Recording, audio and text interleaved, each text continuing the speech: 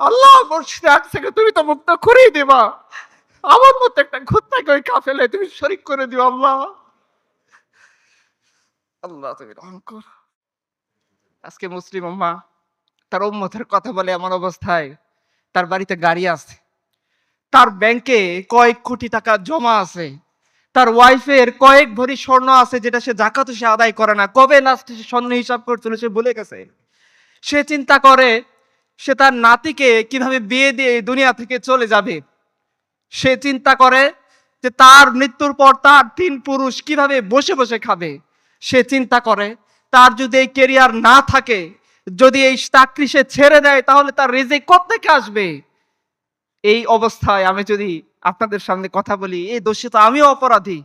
প্রত্যেকটা বাক্য আমার অন্তরের মধ্যে বিধতেছে এবং আমাকে মনে হচ্ছে যে আমি সেই কথা বলার উপযুক্ত নই। বারবার মনে হচ্ছে যে আমাকে নিজেকে বলা উচিত যে আমি রাসূলুল্লাহর বারগার এক আদনা কুত্তা, যার আসলে না দুনিয়াতে করার কিছু আছে, না আখিরাতে আল্লাহর সামনে দাঁড়িয়ে বলার মতো কিছু আছে।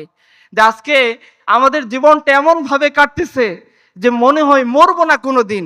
জীবনের একটা লক্ষ্য আমরা সেট আপ করে নিয়েছি। কি লক্ষ্য?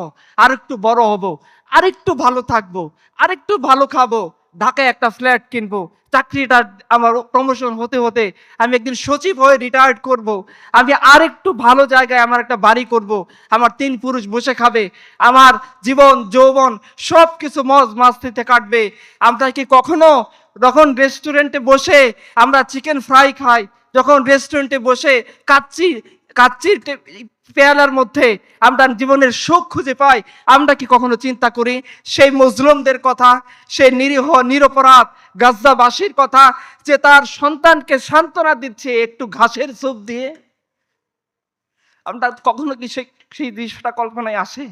আমার আসে না, আমি আনতে পারি না, কারণ আমি একটু মুনাফিক।